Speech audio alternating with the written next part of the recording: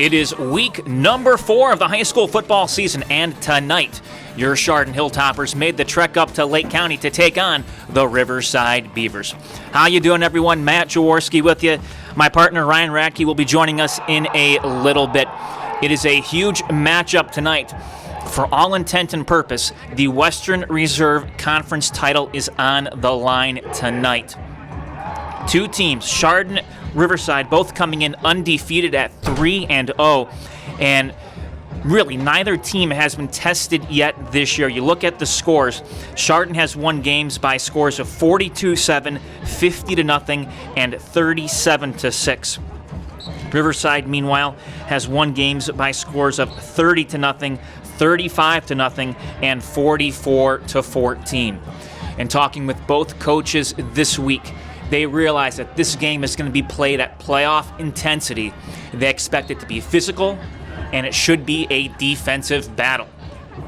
So we invite you to stick around because we have a lot of great football to come tonight, with the winner of this likely in the driver's seat to claim the league title. With that, we want to take a moment here and thank our wonderful sponsors who bring you high school football here on GTV, including the Chardon Smile Center, Junction Auto Family, Precision Orthopedic Specialties, Burr Funeral Home and Cremation Service, Always Construction, Hazen Contracting Inc., Asphalt Paving and Seal Coating, Preston Superstore, and the Chardon Gridiron Club. Thank you so much, folks. We appreciate your sponsorship, and we're going to take a time out here. When we come back, we will have kickoff for you on GTV.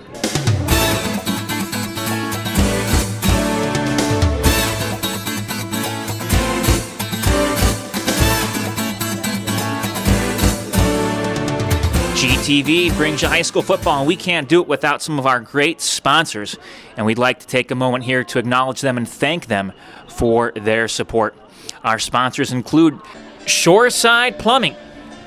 We also would like to thank Alvord's, Ash's Mayfield Window Cleaning Company, Sherwin-Williams, Ronyak Paving, Achilles Running Shop, McRae Metal Products Inc., OsteoStrong, Brock Construction Company, and the Chardon Gridiron Club.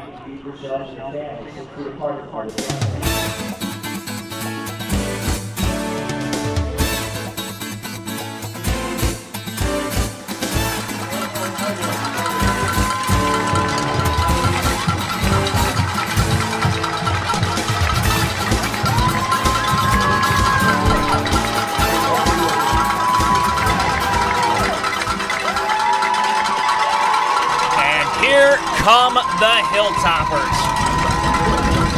Kickoff just around the corner here from Painesville Township. Matt Jaworski, Ryan Radke with you here on GTV. And we are set for what should be one heck of a game tonight. Again, playoff intensity level. Consider this game a potential conference championship, the way both teams have been playing at this point in time, at this point of the year. Well, yeah, you're absolutely right, Matt. Both teams are coming to this game 3-0. Can't get any more excited than this for a conference matchup in week 4 of the season, and these two teams will get a chance to gauge themselves against each other now after having great success in the early portion of their schedule. Chardon has taken 5 of the last 6 meetings. The Beavers, though, are well aware of that statistic. They're hoping that they can change it tonight. Of course, you go back to last year, and last year's game was essentially decided on a missed field goal by the Beavers. Again, more motivation driving them entering tonight. Yeah, you're absolutely correct. The Beavers know what happened last year. This is a team, Dave Boers spent time at Chardon. He knows the Chardon system, and his Riverside squad, out of really any team, seems to give the Hilltoppers the most trouble. Probably them and Kenson are the top 2. Hilltoppers will be kicking off to start this game. And that's a good sign. The Toppers generally do prefer to kick things off. They like getting the ball to start the second half.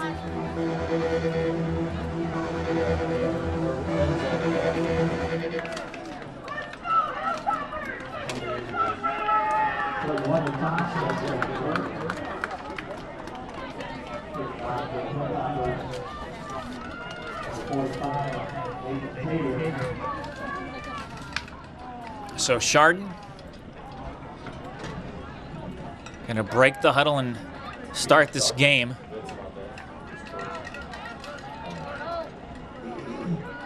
It is a bit of a brisk night here in Painesville Township.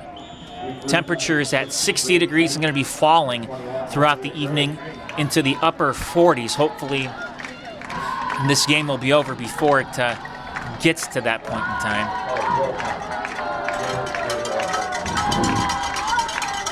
So Nathan Tager set to kick things off here. Puts a boot into it. It's a high but short kick fielded by an up man around the 25. Going across the 30, and that is Jamil Abedusatar. So Abedusatar across the 30, and that's where the Riverside offense will come out. Jeremy Goers gets the stop for the Hilltoppers there. We are going to see a lot of different Beavers play in this game. The guy that it's all centered around, though, is the senior quarterback, Dominic Lullo, 5'8", 175. He can throw it, and he's the second leading rusher on the team as well.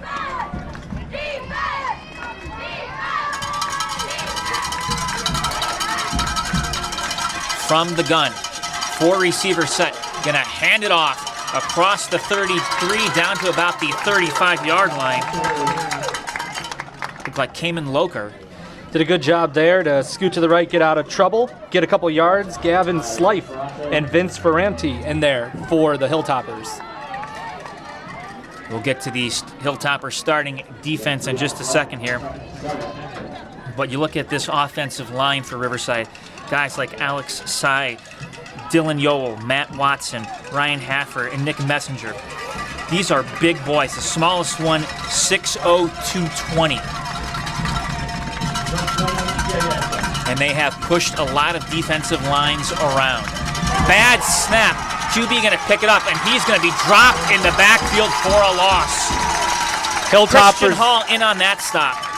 Able to get back there, leading the pressure from Chardon was Cade McDevitt. And it looked like really maybe not even that bad a snap. Matt just had trouble holding on to it, came out of his hands. Going to bring up now about 3rd down and 11 for the Beavers.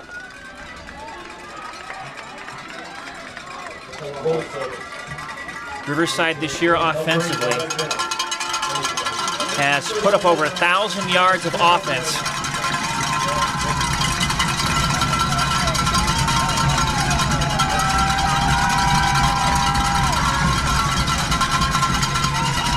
Beavers coming set, 3rd down and 11. From the gun, no, now they have to burn a timeout. The Hilltopper fans making some noise, and there was confusion in the backfield. Yeah, I was going to say, Matt, we're at Riverside, but it was the Hilltopper fans making enough noise and forcing that timeout by the Beavers. This gives us an opportunity to let you guys know there is a promotion going on. The folks at Cleats, they are helping out the Chardon prom or after prom committee. And essentially you go there, you have to mention that it's for the Chardon after prom, and you'll get 10% off of your order. Now that's only good till 8:30 tonight. It's for any of the items on their menu. So get a hold of Cleats, call them, go down there, whatever you got to do, and help the Chardon after prom committee.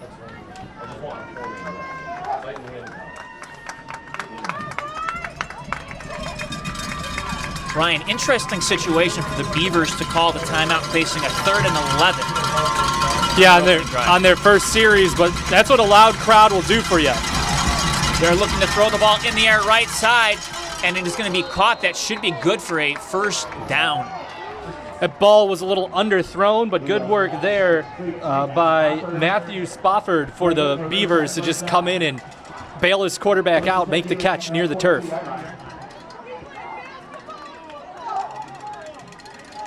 So the Beavers get a first down. They move the chains out to the 42-yard line. 3 receivers set. They're going to run the football coming right side and nothing going there. Boy, we've seen that all year long. Evan Gardner was there to help make the tackle. Mendenzun as well. You look at that Chardon defense. Guys up front, Miles Mendenzun, Gavin Slythe, Evan Gardner. The linebackers, Blake Barker, Vince Ferrante, Cade McDevitt, Christian Hall. Guys in the secondary, Trey Liebhart, Nathaniel Salka, Brady Toth, and Kevin Doyle. They're going to be challenged tonight. We're also going to be seeing a little bit maybe of Zorn Vuyaklia and potentially Ryan Peterson as well getting some playing time. Those are your main guys. 2nd and 10 from the 42. Beavers going to go to the air, going to throw it left side.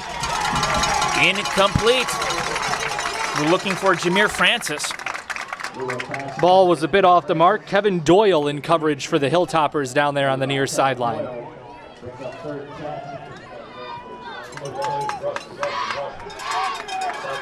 Dom Lulo, through 3 games, has thrown for over 450 yards, 459 to be exact. He's going to challenge this Hilltopper defense from a passing perspective more than any team has this season, and that's a good thing. Hilltoppers want to face that challenge. 3rd and 10 from the 42. Lulo dropping back to pass, going to dump it off. Left side, it's caught 40.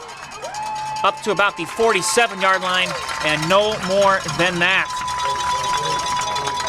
And it was good pursuit there by the Hilltoppers to make sure they brought that one down. It's not great when you're on 3rd and long and you have to settle for that dump-off option, but at 4th and 5 midfield, Matt, they're going to go for it. Lulo now dropping back to punt. Trying to fake them out a little bit, but still that threat. Gets the snap off. He is going to kick it. It's a high kick. A little bit short. Topper's going to call for the fair catch, and they make it at the 26-yard line. There's a whistle down there and a flag. Looks like it's against Riverside, though.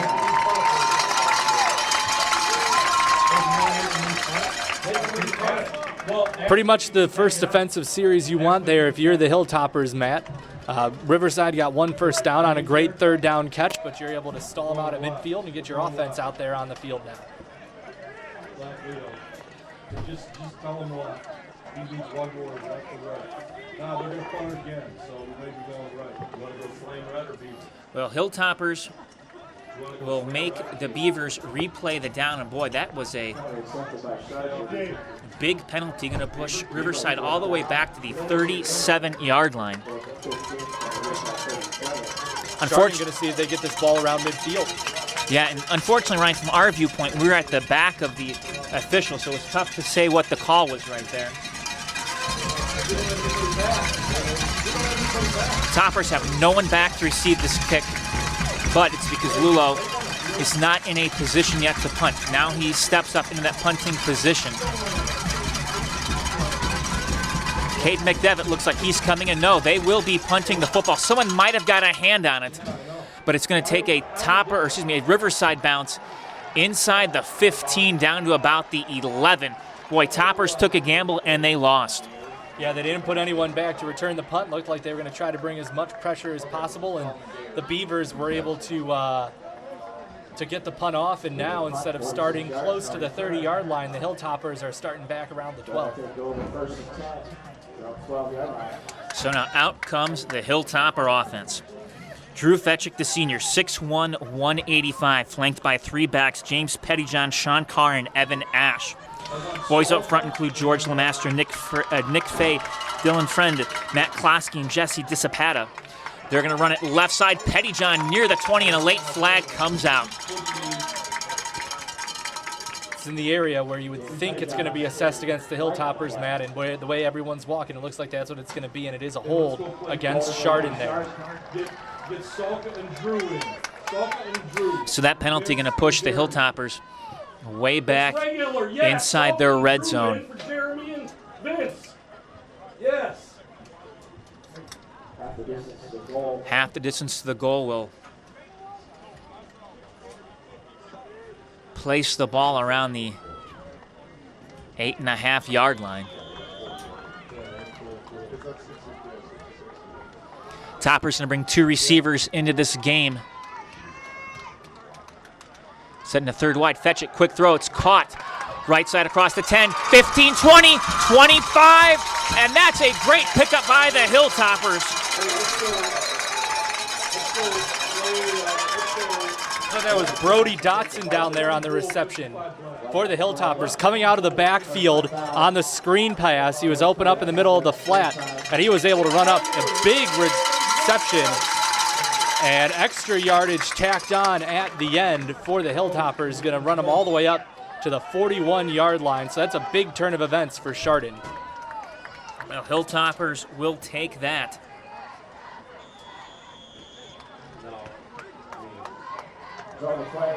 Fetchick will break the huddle. It's a 1st and 10 from their own 42. He will go under center, split end to his left, handoff. No, he's going to keep it himself, and Fetchick across midfield, across the 45, and another first down. Caden Tinner in on the tackle.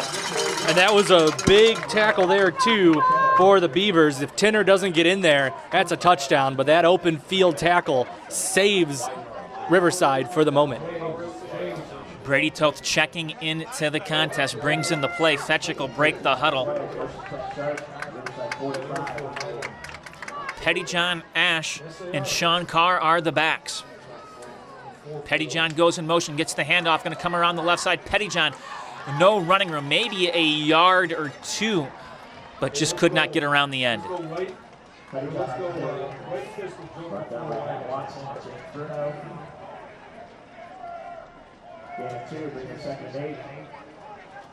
just 3rd and 11.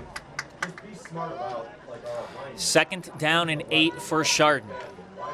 Clock running under 7 minutes to go in this one in the first quarter, beg your pardon. Fetchick from the gun.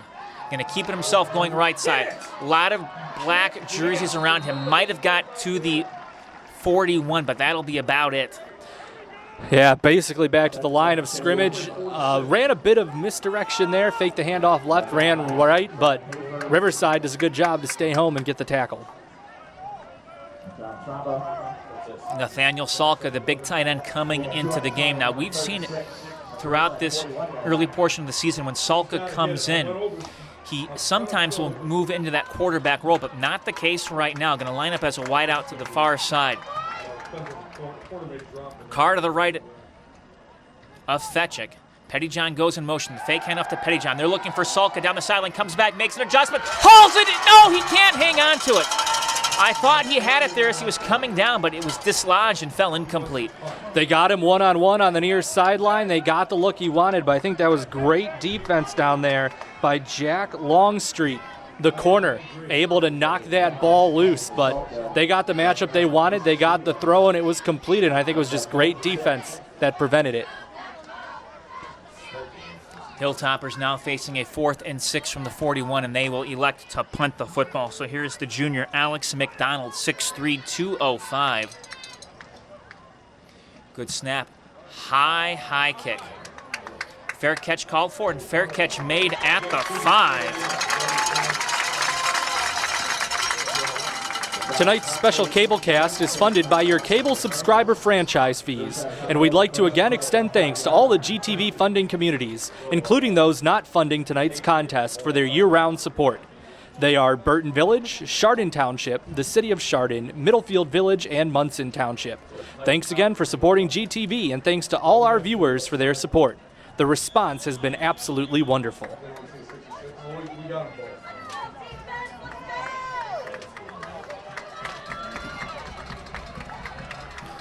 So Dominic Lolo brings his offense out onto the field. 1st and 10 from the 5. Helps, of course, Ryan, if you have all your offensive linemen out there.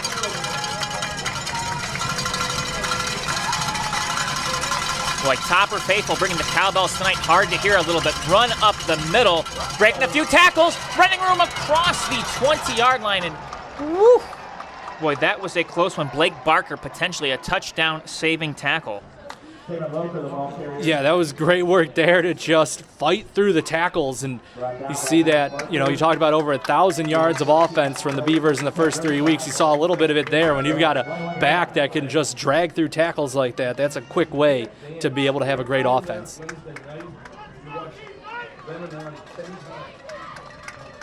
First and 10 now from the 21. Riverside going left to right across your TV screen or computer screen.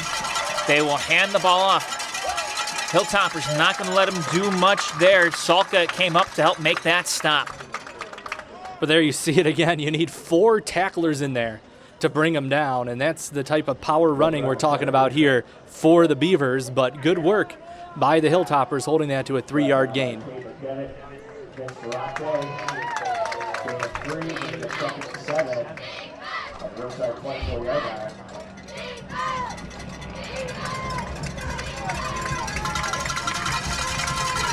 Four receiver set for the Beavers. Twins near side, 2 to the left.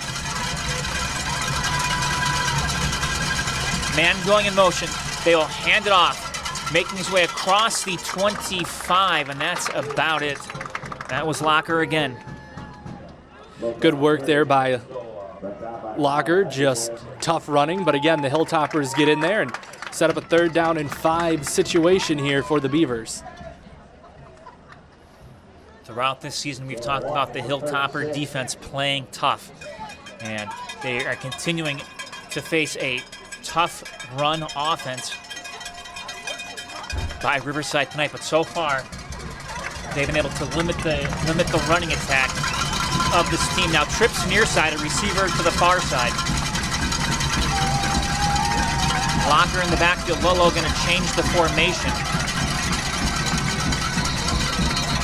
And send Stevens to the other. Well, how about that? They've got to burn their second time out here with 3:59 to go in the first. Hello to all Chardon alumni watching tonight, both near and far. A special shout out to former Hilltopper football players. Don't you wish this technology had been available when you played? I'll answer on their behalf, yes. It's amazing, and it's a great thing that this technology does exist now, especially in times of pandemic, to allow people who can't be here in person to see the game today. Well, I'll tell you what, Matt, when you see 2 receivers start moving like that at line of scrimmage, you have a feeling a timeout is probably coming. And I think it's largely because of how loud this road crowd for the Hilltoppers is. But that's 2 timeouts already burned by the Beavers here in this first quarter. Yeah, it's a Chardon's advantage. The Hilltopper fans have come out tonight. They know what is on the line. And folks, again, there's a limited amount of tickets that are available for the parents to come. And those Chardon parents are absolutely making the most of it tonight. Well, one of the things is this stadium is pretty large, so you probably get a few more people here than you would normally get for a road game this year. Absolutely. This will be the biggest facility that we go to in terms of total attendance all year long in the regular season. Mayfield's close, but not quite as big as this. Lolo can't handle the snap, picks it up, and he is going to be sacked in the backfield. Huge stop by the Topper defense as Vince Ferrante got to him first. And you could just see it happen, too, as he was already stepping back before he had secured the football, and it caused him to drop that snap, and it just turned to a second botched snap for the Beavers so far. Once again, crowd noise a big factor in that. Well, Ryan, crowd noise, but it's also they know that this Hilltopper defense was coming, and they were very aware that, you know what, sometimes an extra step can help you out, but that time it didn't. So on 4th and 11 from the 20, Riverside looking to punt the football. It's a high snap, did not go high. Toppers going to get away from the football, going to take a Chardon bounce back across the 30. And the Hilltoppers will take over in tremendous field position. It really looked to me like a Hilltopper on the near side of the field got a hand on that punt just as it went off and caused it to go straight up into the air. And I think that had as much to do with that as anything. And so looking down there, looks like it may have been Caden Dawson who got a hand on it, or perhaps that's number 26, Christian Hall. Someone on the near side was able to get a hand on that ball and knock it down. Yeah, that would be Hall. Toppers now with some new life, if you will. First down and 10. Ball on the 26-yard line of Riverside. They'll run the football. Pettyjohn fighting for it across the 25, going to fall forward near the 22, maybe the 21. Nice little run. Yeah, nice little run. You get out to the left side, you get some push up front, and you're able to dive ahead, and you pick up 5 yards on first down, so you're halfway there.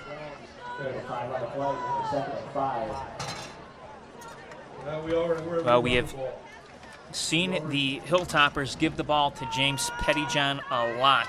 And we'll talk more about that after this play. Ash is on the wrong side now. Toppers trying to get in formation. They do. Bit of a high snap, a little bit of a mix-up, and the QB going to keep it himself going forward. He might have fumbled the football. Riverside says they have it, and they do.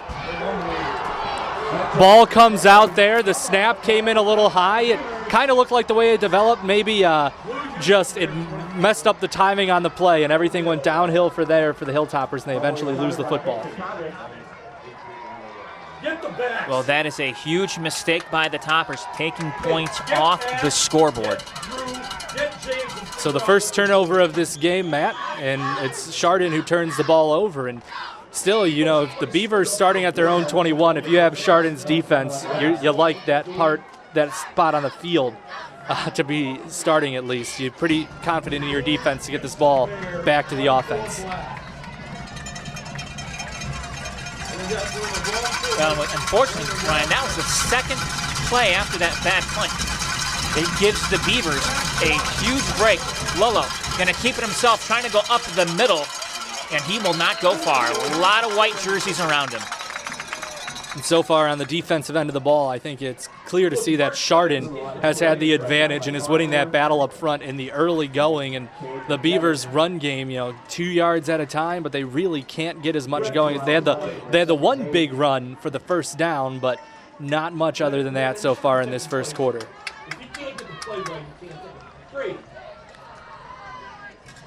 Lolo waiting from the play. He gets it. Clock running. About 1:45 to go here in the first.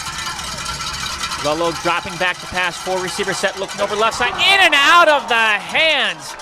Oh my, Blake Barker nearly had a pick six. Yeah, great work there by Barker. He was able to read the quarterback's eyes, anticipate where the ball was going, and he jumped in front of the route. Unfortunately, Matt, it looked like with all the mechanics of jumping in front, catching and landing, something was a little bit off and went through his hands. Still, great coverage there by Barker. So the Beavers now catch another break. We'll bring up 3rd down and 8.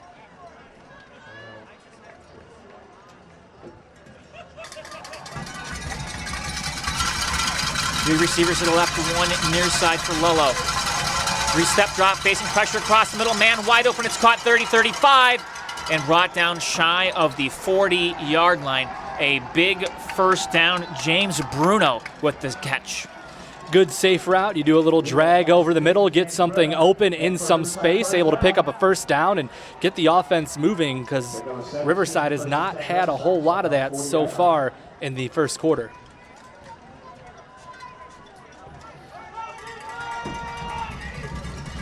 Now, Chardon has been pretty good from a defensive standpoint so far here in the first quarter, but that was a big first down by Riverside.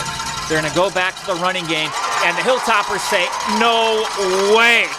You're not doing anything right there. Big boys up front making them pay. Nick Fay in on that stop. Yeah, Nick Fay just won that battle. He won that battle on the end. He was battling against the left tackle or the right tackle, and the right tackle couldn't beat him, and he's able to bring him down.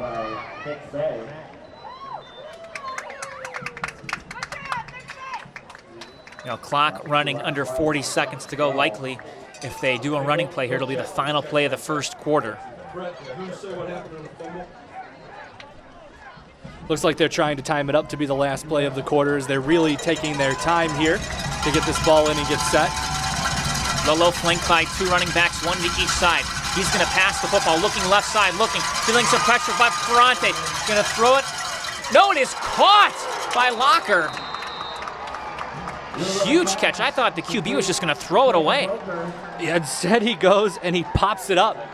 He just popped that pass up, and somehow it turned into a completed catch.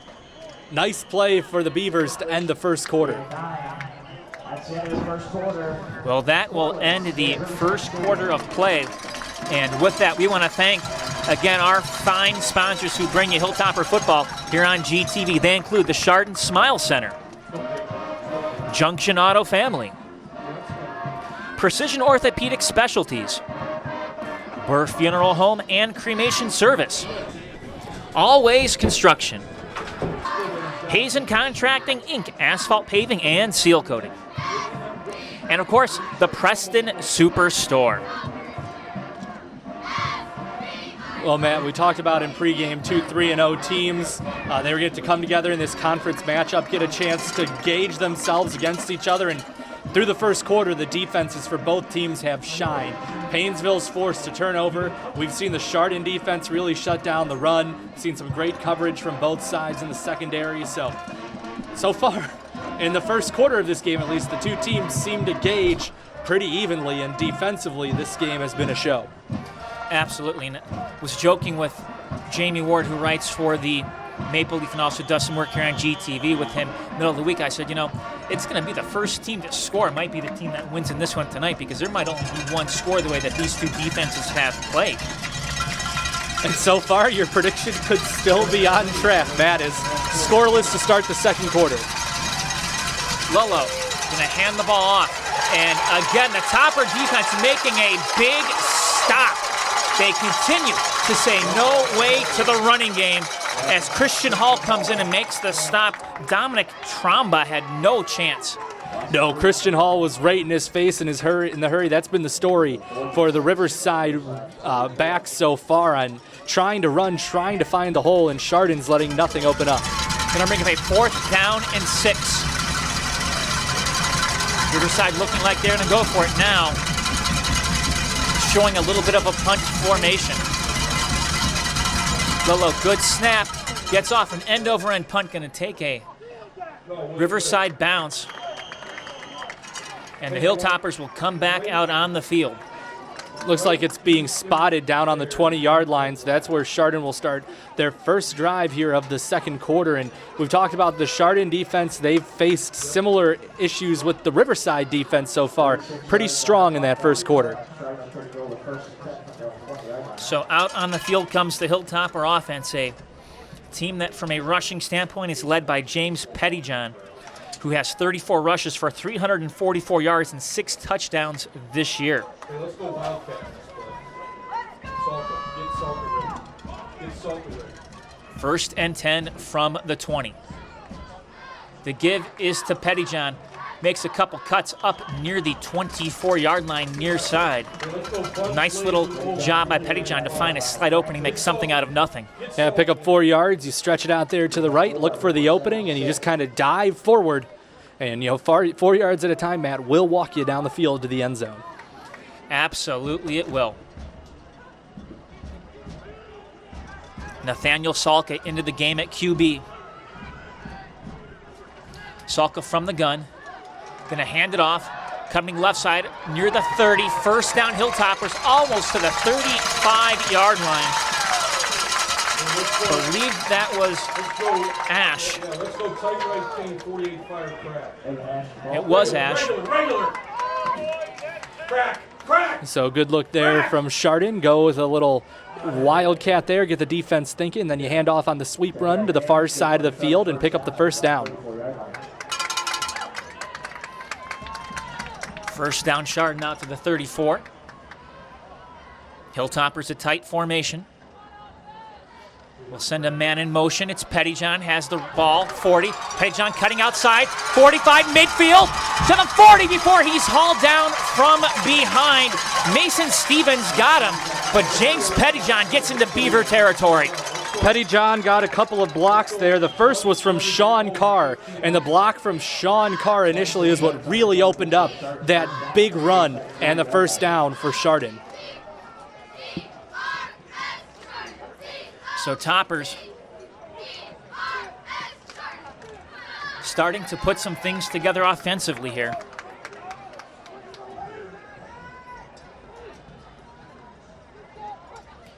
Ash going in motion. It's going to be Fetchick.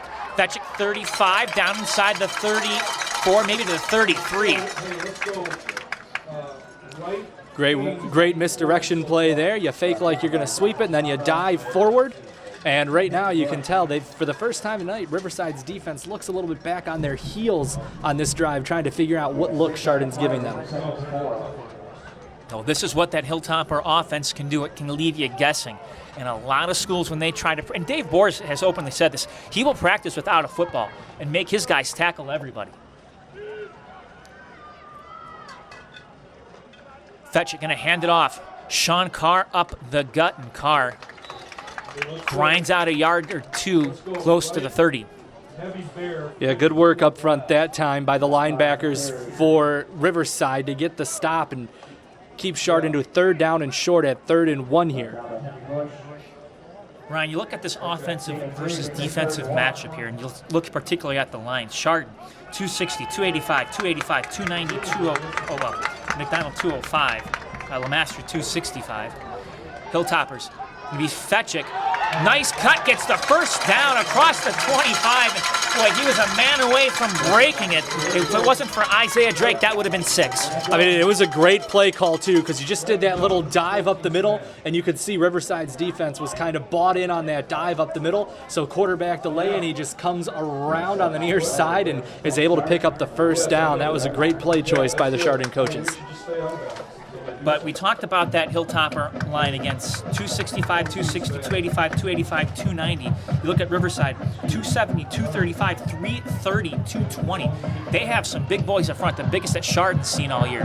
Fetchick again on the keeper up the middle, and Fetchick across the 15-yard line. And now, Ryan, we are seeing the Hilltopper defense, or excuse me, the offensive line get the push.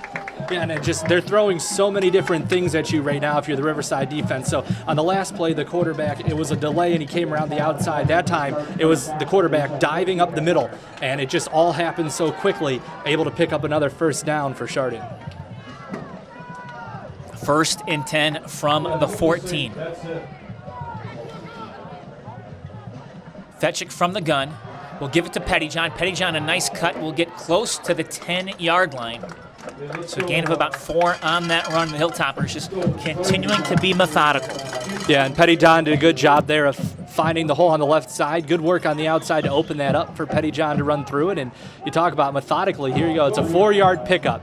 I mean, that's been the minimal pickup on this drive for the Hilltoppers, at least 4 yards on every play. And that's why they've been marching down the field and are knocking on the door of the end zone now. So the Hilltoppers with a 2nd and 7. Fetchick going to keep it himself straight up the middle again and gains a few yards.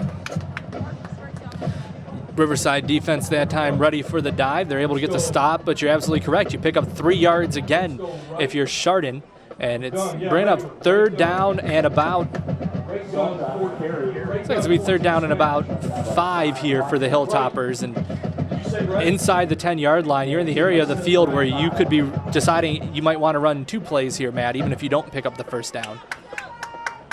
Well, points may be tough to come by tonight, and I'm not going to assume what's going to happen on this play, but this is a pivotal play in this game right now. 3rd and 5. Fetchick keeping it going up the middle. He is very close to that first down. The official on the near side is standing on the 2-yard line. That will move the chains, and it will. So it's first and goal for the Hilltoppers, and Fetchit let that play develop. He waited for the hole to open up, and then he stepped through it, picked up the first down. Beavers were keying on James Pettyjohn. Of course, just mentioned to you, he has those team-leading 6 touchdowns.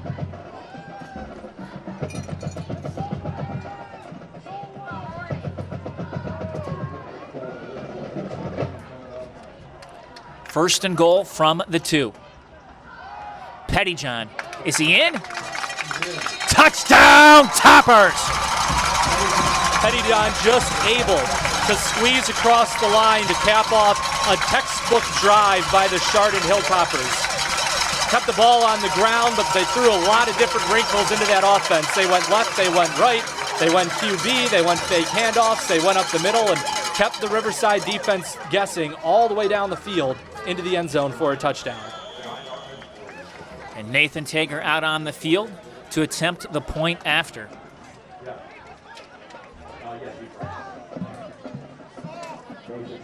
He has been one of the top surprises for the Hilltopper football team. Also, Hilltopper football alum Nick Doshi is working with the Chardon Alumni Association to raise funds for the Old Hilltopper Films Project. We have 150 cans of old game films from the 50s to the mid-80s that we would like to digitize. If you'd like to help, contact Nick at goshenia@hotmail.com. There is the web address right there on the screen. Write it down. Point after attempt was good. And with 6:34 left to go before halftime, it's the Hilltopper 7 and the Beavers nothing. Ryan, right now, all the pressure in the world is on the Beavers. They gave up the first points. They are now behind in this one. What do they have to do on this offensive possession? Well, so far they haven't been able to solve the riddle to any great extent of the Chardon defense. So that would be step number 1, is solve that riddle. You saw Chardon's offense not move the ball much in the first quarter, but they mixed in a lot of wrinkles and a lot of different looks there in the second quarter. We're moving the ball left, right, center, misdirections. Maybe Riverside takes something out of that playbook to try to move the ball down the field. But as simple as it sounds, step 1 is going to be just figuring out how you're going to move the ball against this Chardon defense.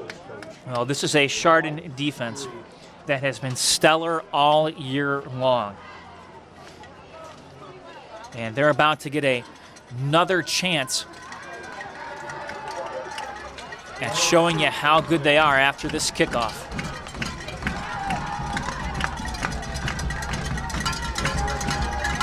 Tager approaches the football. It's a high kick. Going to be fielded about the 7. And the return man will make his way across the 20, but not much more than that. And that is where the Beavers will take over.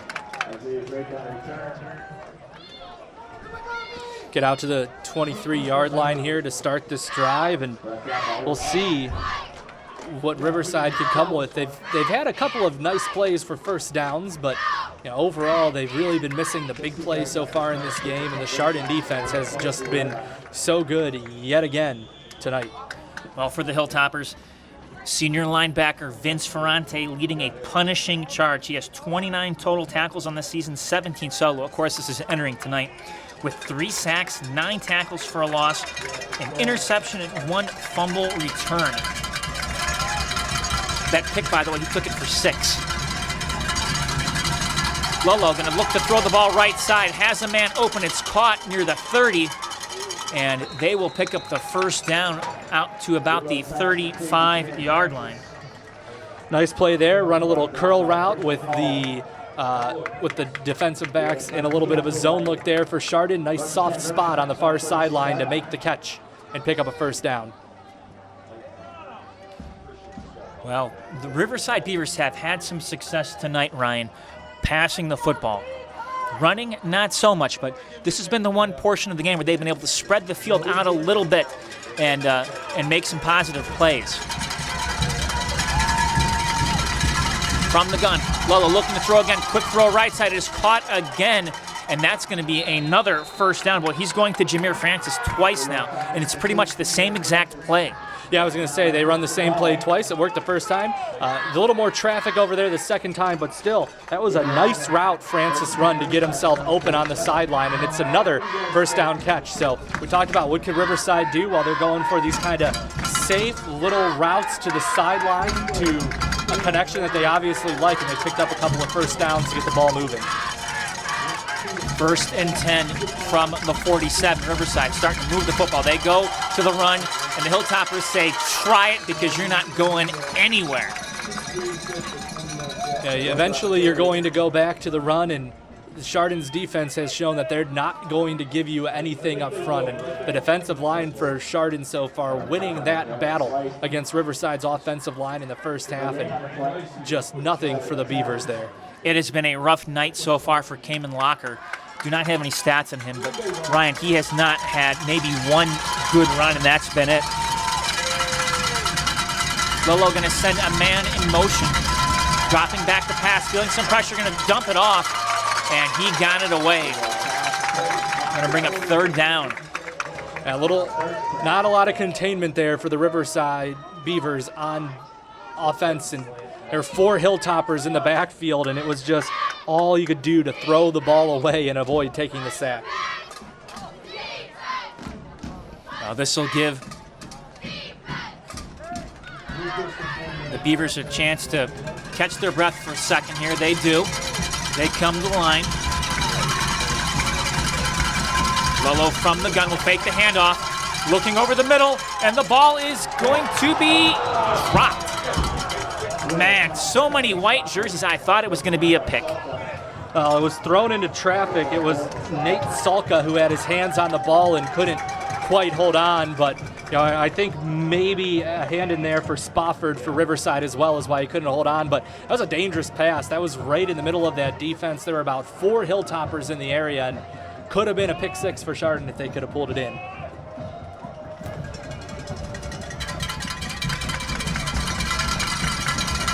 Now 4th and 10.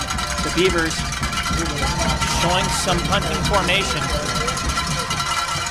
They get the punt off. It's a high kick, and it's going to go out of bounds. The drive started out as a promising one for Riverside, back-to-back first down catches to get things started, and then they go to the run play, and they only got back to the line of scrimmage, and it all came apart after that. They had the near sack that was a throwaway, and then the near interception. So started out as a promising drive for Riverside. They got to midfield, but then the Chardon defense clamped down and got them turned back around. Well, we have seen this Hilltopper defense continue to make adjustments as the game has gone on. They are very good about that, able to see what the offense is doing and make some changes. And so far tonight, those changes have worked. Now, we've also seen the offense do the same thing. As this game has gone on, they have gotten better. Topper's going to look to throw the football. Now, Fetchick stepping up. He's going to run it left side across the 30 and out of bounds. Smart play to avoid some contact by the QB. Yeah, very good decisions. We saw those decisions on the last drive. Last drive, we saw the one play where he just waited for the hole to open before he committed to the direction to run in, and there he makes a good decision again, stepping out of bounds after picking up 8 yards. That's all you need on first down. You don't need to make a huge play every time, just make a good play. That's what Fetchick did. Well, Fetchick on the year entering tonight, 40 rushes, 236 yards, and 2 touchdowns. 2nd down and 2. And hand the ball off. Pettyjohn trying to make a cut. Pettyjohn, though, cannot turn it up the field. Maybe a yard on that small run.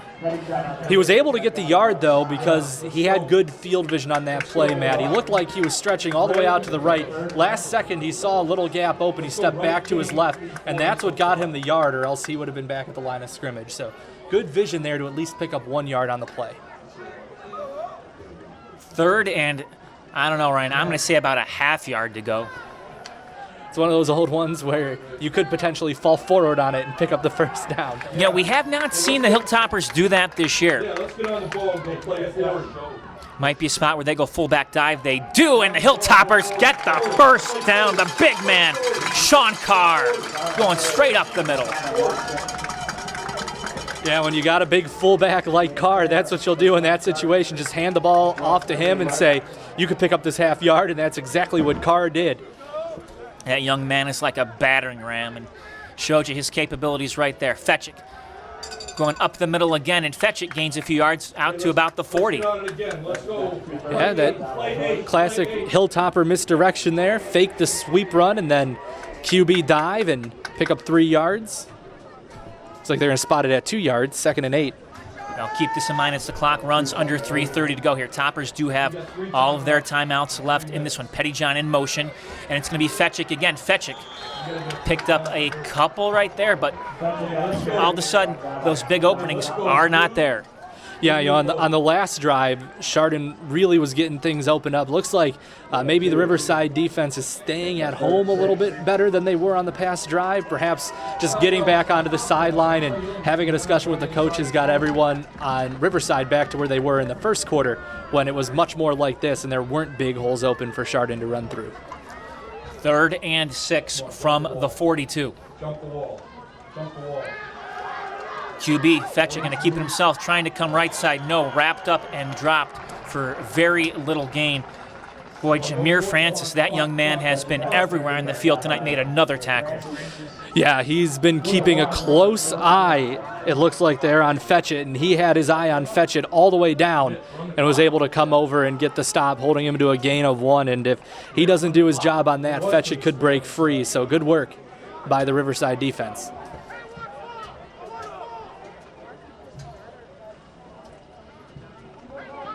Clock running here, 2:10 and counting before halftime. Toppers up 7-0 in this one. Matt Jaworski, Ryan Radke with you here on GTV. Appreciate y'all for joining us tonight in this huge, huge Western Reserve Conference game. Yeah, you had a timeout here from Chardon. Heinen's shoppers, new and old, be sure to register or re-register with Heinen's for the annual Teaming Up with Education campaign. The Chardon Schools Foundation receives 1% when you register and shop at Heinen's.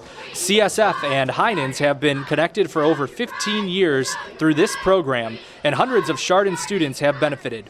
So please don't forget, you need to register every year and be sure to select Chardon Schools at your school district as your school district.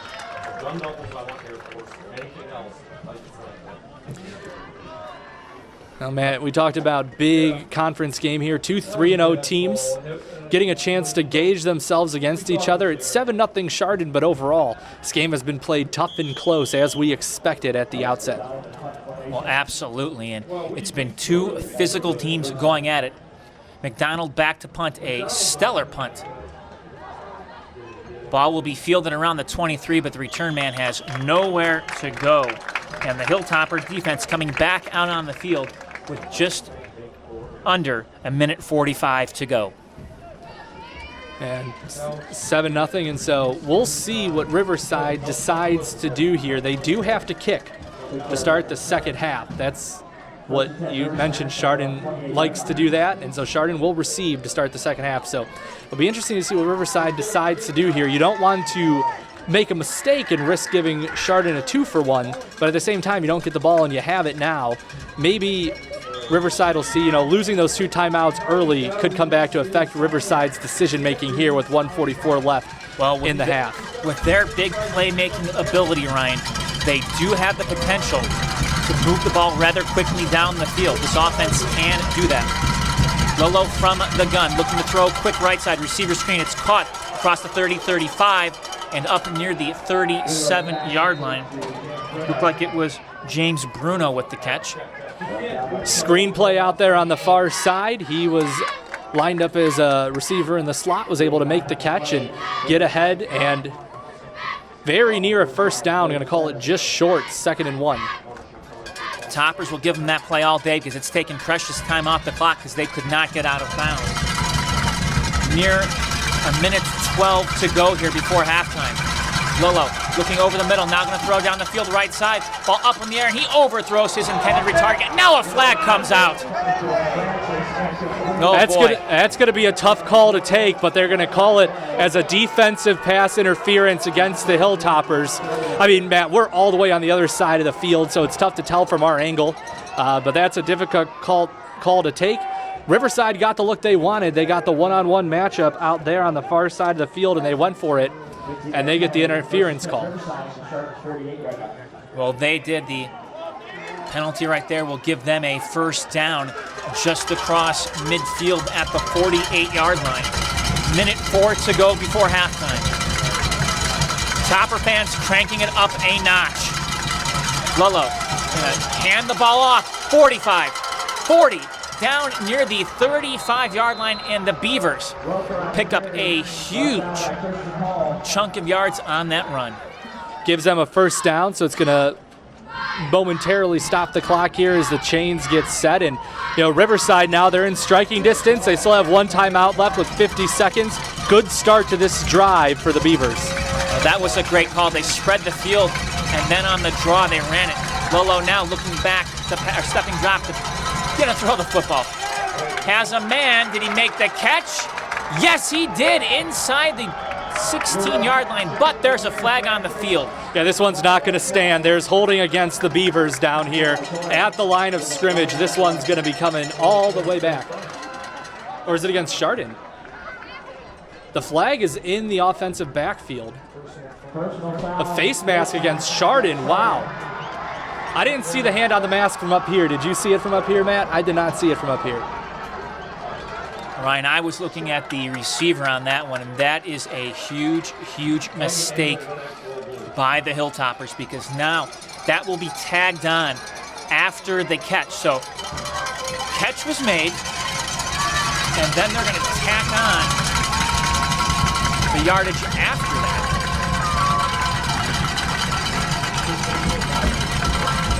Or are they not? There they go. That would be half the distance to the goal, putting it at about the 8. Yeah, you were correct. They get the extra yardage on the end of the play. So you get the play, and then you get the then you get the penalty yardage assessed on the end. Yeah, he caught the ball at the 16, so your half the distance is to the 8 on that one. Was the correct yardage by the officials there. If you're, right now, Ryan, if you're the Hilltopper defense, they call a timeout here. They got to collect their breath. They got to catch themselves and refocus now, because this is a pivotal point in the game with 38 seconds left to go. Yeah, I mean, I'll tell you what. There've been a couple of penalties that have gone Riverside's way, but maybe getting this 2-minute offense, it's gotten Riverside at a different place here, Matt. You know what I'm saying? They're moving the ball a little better on this drive. They're getting the ball down the field and working with a real urgency. And so you set up here where Chardon now takes a timeout. So Riverside still has their timeout, and now they get this timeout as well. So I think when Riverside got the ball with 1:44 left, things couldn't have played out any better for them to this point. Got to mention, folks, the tailgate special from Cleats, because you only have until 8:30 tonight. The Chardon After Prom teaming up with Cleats tonight to offer their Friday night tailgate specials to Hilltopper fans. A portion of your purchase will benefit the Chardon After Prom. Again, that's only good till 8:30 tonight. So give Cleats a call, get on down there, and help the Chardon After Prom with the tailgate special. We certainly thank Cleats for partnering with the Chardon After Prom committee. Here we go. 38 seconds to go. First and goal, Beavers. They're going to run the football. And nothing going there. Lockhart might have lost the yard. Great push by the Chardon defense. So they take a timeout.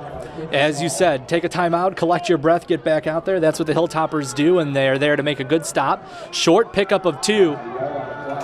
Well, with that timeout, the Beavers now burn their final timeout of this half. Yeah, so that kind of backs you into a corner if you're the Beavers. With 28 seconds left, maybe if you're quick, you can try one run play up the middle, but it kind of leaves you in a situation where you're looking for short passes here, because if you run and you don't make it, that 28 seconds can run off pretty quickly here. Well, I feel that even if they do run the football, you get 2 plays. Passing, you can probably get all, the rest of this down, depending on what happens. But the key is going to be, Ryan, it's either got to be an incomplete or a play that's going to take the receiver out of bounds. Yeah, and especially if your plan is going to be, we just want to make sure we get points before halftime, I don't know if you can run, because you need to have time to line up a kicker if you need a third play. So it kind of maybe backs Riverside into a corner a little bit offensively here with what decisions they can make out of timeouts, 28 seconds left. We will find out. Here we go. Beavers bringing it to the line. 28 ticks to go. facing a 2nd down and goal from the 9. Spreading them out. 3 to the left side, 1 near side. Lolo feeling some pressure, stepping up, and he is sacked. He is sacked. Christian Hall got to him. Time is ticking off the clock. Under 20 seconds to go. They are hurrying. Clock down to 15. It's 3rd down. 3rd and goal. They get the snap off. Lolo rolling out to his right. Stopping, going to throw toward the end zone. It's batted away. The Hilltoppers will bring up a 4th and goal. And that was defensive back Toth getting back there to knock that ball away and out of bounds with 2 seconds left. So Riverside's still going to get a chance here, Matt, to get some points on the board. Luke Griffith out to attempt a field goal. This will be a 26-yarder. Good snap. Kick is down underway. It's a line drive kick. Did he get it? No, he missed it. The Hilltopper defense made a tremendous stand to close out this first half. And we head into halftime with the score, Chardon 7 and Riverside nothing. Wow. What an amazing end to that first half. Yeah, you talk about it. You know, Riverside had a couple of penalties go their way. They were working their way down the field. Their offense was finally moving, but, you know, you get to the goal line, and all of a sudden there's not all that space on the field anymore. Chardon's defense was able to make a couple of big plays, Matt, and then the field goal, just line drive wide to the left, missed. All right, before we get too far into this halftime, need to again thank our awesome sponsors because we could not bring you this broadcast, this streaming without their support. They include the Chardon Smile Center, also the Junction Auto Family. We need to thank Precision Orthopedic Specialties, Burr Funeral Home and Cremation Service, Always Construction, Hazen Contracting Inc., Asphalt Paving and Seal Coating, and, of course, the great folks at Preston Superstore. Thank you all so much for supporting us here on GTV. With that, we head to halftime, and the Hilltoppers up 7-0.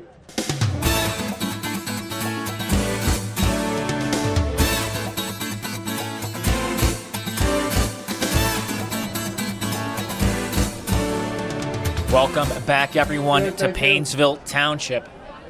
7-0 is the score. Hilltoppers leading the Riverside Beavers here before halftime. And Ryan, it's been one heck of a football game so far.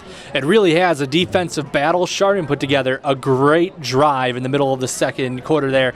Marched down the field, scored a touchdown, but the Riverside defense was able to bounce back after that. So the Hilltoppers have a 7-0 lead, but it's pretty much exactly the defensive battle we were expecting at the start of today's game.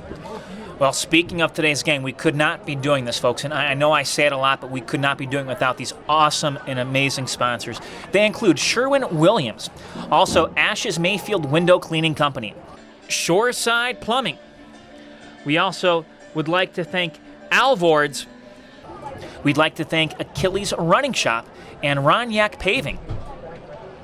Also, thanks going out to OsteoStrong and McRae Metal Products, Inc. Additional thanks to Brock Construction Company and the Chardon Gridiron Club. Your support means the world to hear us on, your support means the world to us here on GTV, and we could not stream these games, do these broadcasts without you.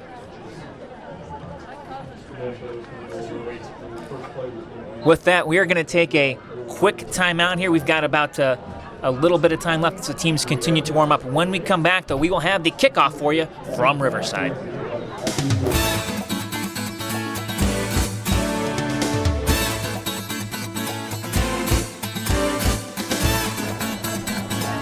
Well, we return to action here on GTV. Hilltoppers up 7-0 in this one. Two undefeated squads going at it tonight.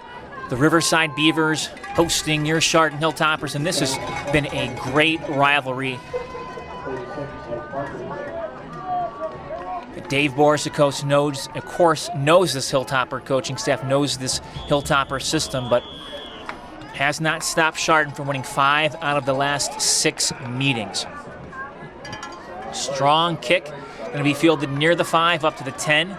Midfield 15, across the 20, and down near the 25-yard line. That is where the Hilltoppers offense will take over.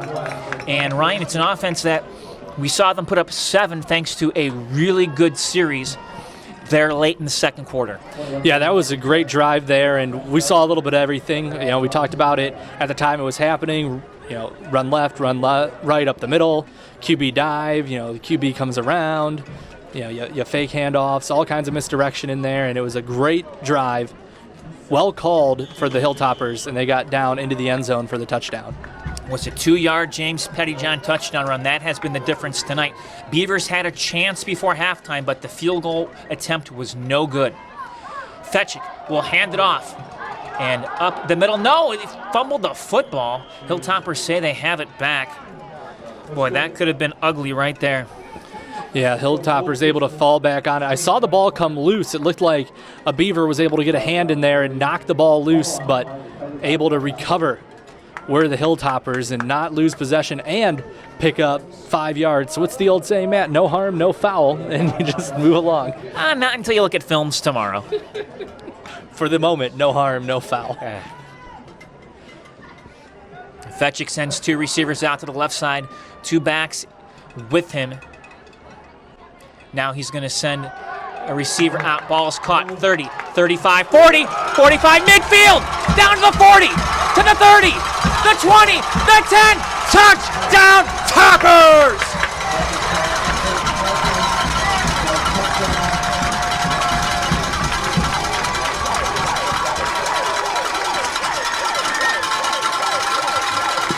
What a call by the Hilltoppers. Blake Barker.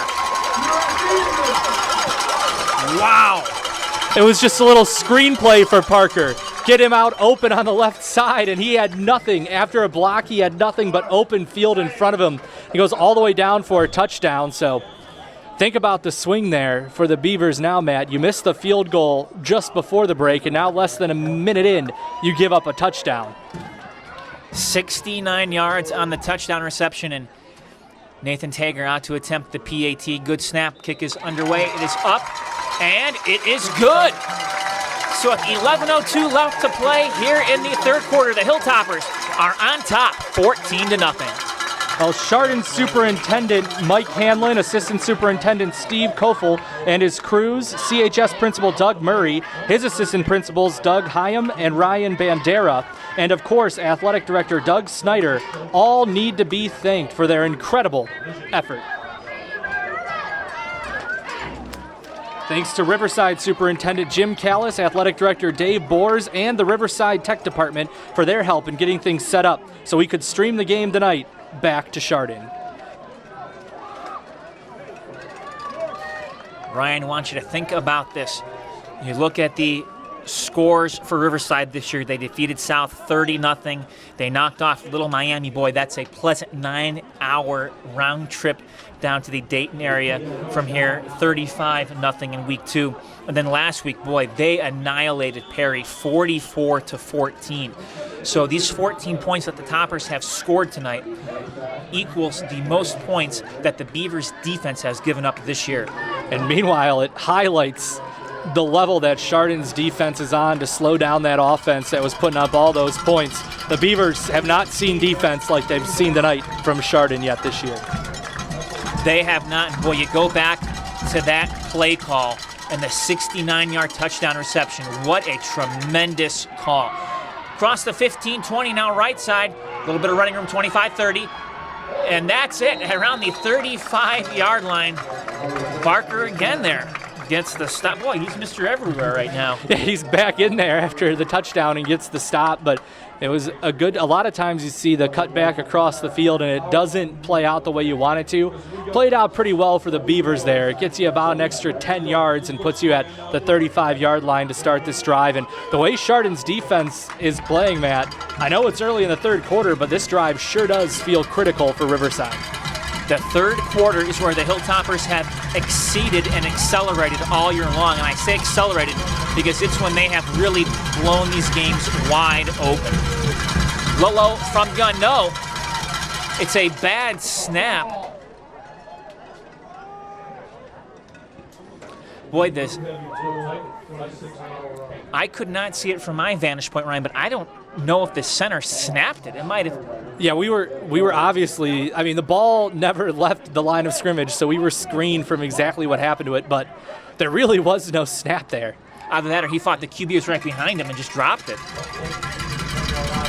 But Lolo from the gun gets the snap, fakes the handoff, looks to throw. Now he has to step up in the pocket. Going to run right side, and he is wrapped up, and he is going to be limited.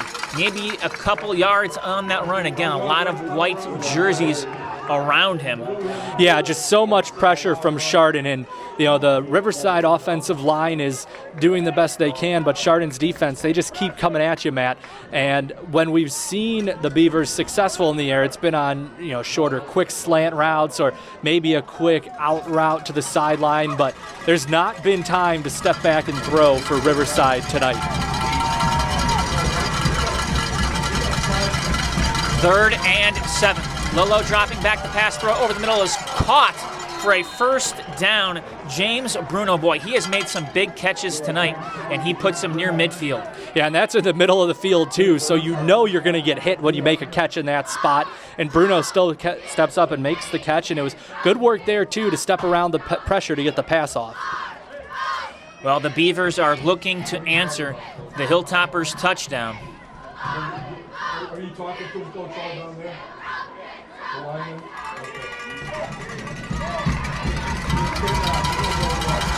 Gonna kick it out left side. Ball's caught inside the 40-35, down near the 30-yard line, and the Beavers are on the move. Mason Stevens with the nice reception. Yeah, and that was another quick pass, too. You didn't have to drop back and wait to throw. Got the ball out of the hands quickly. Was able to pick up a first down down the sideline. We've seen Riverside pick up chunks of yards on plays exactly like that so far in this game. 1st and 10 from the Topper 32.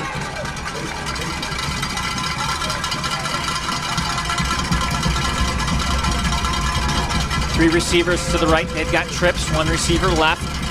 Lolo going for the receiver screen. It is caught and spinning around across the 30 down inside the 27-yard line is Francis. Yeah, a little bubble screen there for Francis, and Francis is another guy. He's another one of those receivers that's out there. He lines up out there wide on the right side of the formation. So right now he's on the far side of the field from us, and he's made a lot of big catches down there on that side of the field for the Beavers. 2nd down and 5. Clock running 8:19 and counting here in the 3rd quarter. This would be huge for Riverside if they can punch it in on this possession. A lot of time to throw. Lolo toward the end zone. Ball's knocked up in the air, and it is incomplete. No flags. Great coverage by the Topper D. Yeah, great work down there on defense by the Hilltoppers, as looked like that pass was maybe kind of given away a little bit, staring down that receiver, and good work to jump the route down there for Chardon. Well, this is now a pivotal down. 3rd and 5 from the 27. If you're Riverside, you're down by 14. Boy, Ryan, I wouldn't be surprised if we see them going back to that receiver screen. They have 3 receivers down left side. Lolo going to step up, try to run. No, he is stopped. Cade McDevitt with the sack. McDevitt was just able to get right through the offensive line for the Beavers and come up with that big sack. And Riverside has not run the ball much on this drive, Matt. It's pretty much been a passing drive, and 4th down and 9 at the 31. Tough decision. I wouldn't be surprised if we see them go for it right here. Well, you're down 14-0. I think you don't have a choice. You have to go for it. Out of field goal range. Beavers need 10. Same formation as the last play. Lolo stepping up the pocket. Going to throw it out. It is caught, but very well short of the first down. And the Hilltoppers will take over on downs. Kevin Doyle able to get in there and get the stop and get the turnover for the Hilltoppers. And another big stand by the Chardon defense. Riverside has had some success moving the ball in the middle of the field, but when they start getting into Chardon territory, the Hilltoppers have really been able to lock down so far today. How huge was that? They got a standing ovation from the crowd, the visiting crowd, that is. Boy, these fans from Chardon came tonight to support their team, and they have made a loud noise, and they have made a difference. Pettyjohn, not much going there on that run. A little bit of extracurricular activity after the play, but official's going to let it go. Yeah, able to come around on the right side, but good work there. The left side of the defense for the Beavers to shut that down, a 1-yard gain, and Chardon hasn't had a lot of just 1-yard gains tonight. 2nd and 9 from the 29-yard line. Man goes in motion. They will hand it off. It's Pettyjohn. Running room across the 40. Midfield. Pettyjohn to the 40. Trying to crank it up to another good. The 30 before he's knocked out of bounds near the 20-yard line. And Isaiah Drake, another touchdown-saving stop. Ran that sweep run that time. I mean, they put that man in motion all the time, and just the right number of times they handed off to keep the defense guessing, and the defense missed the handoff there on the sweep run, and it turns into a huge run down the field for the Hilltoppers. And when you keep running at people, Matt, eventually you start to wear them down. It looks like the Hilltoppers starting to wear down this Riverside defense here in the third quarter. Ryan, that has been this team's MO all year long. They have literally outplayed teams in the third quarter. Going left side, picking up a couple yards, but not much more than that.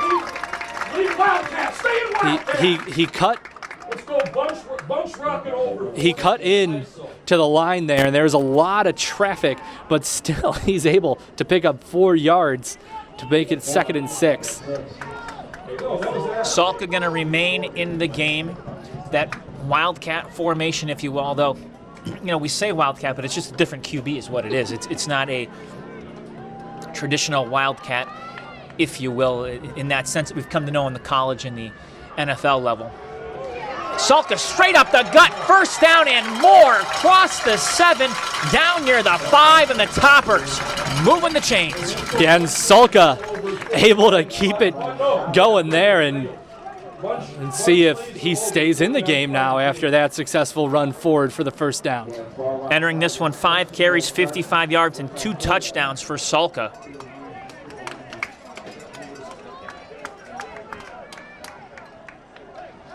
Looks like Fetchik checked back into the game here. So 1st and goal from the 4. Pettyjohn in motion. He has the carry, and he's got the 6 points. Touchdown, Toppers! Yeah, he went around his left tackle, had a hole, and just went into the end zone for the touchdown. And Chardon now with a 3-score lead over the Beavers. And you mentioned it at the start of this third quarter, Matt, that throughout the year, this is when Chardon really seems to hit the accelerators the third quarter, and they're doing it again. Oh, they absolutely are. They are putting some points on the board. 14 unanswered now here in the third quarter. And now Tager out to attempt the PAT to make it 14.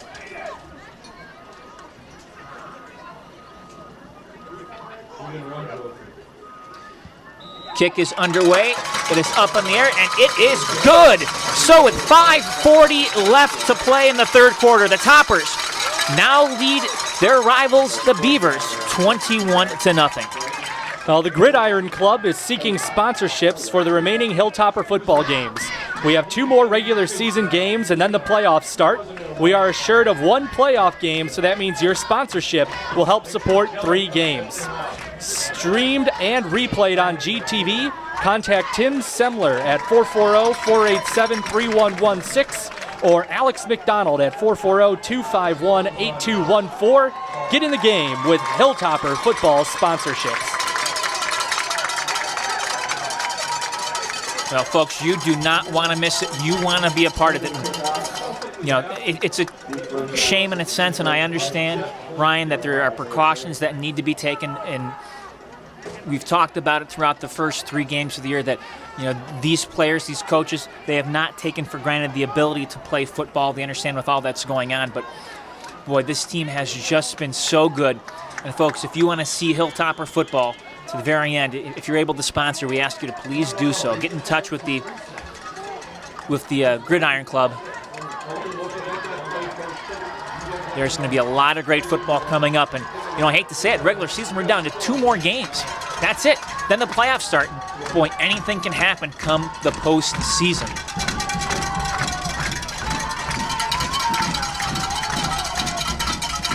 Tager. Good kick. Fielded around the 7. Ball will be brought out to near the 30-yard line, and that's where the Beavers will take over. And the question becomes now, Ryan, trailing by 21. Now, Riverside's got to start doing something a little bit different here now. They've got to make some kind of adjustment because this Toppers defense has continued to frustrate them.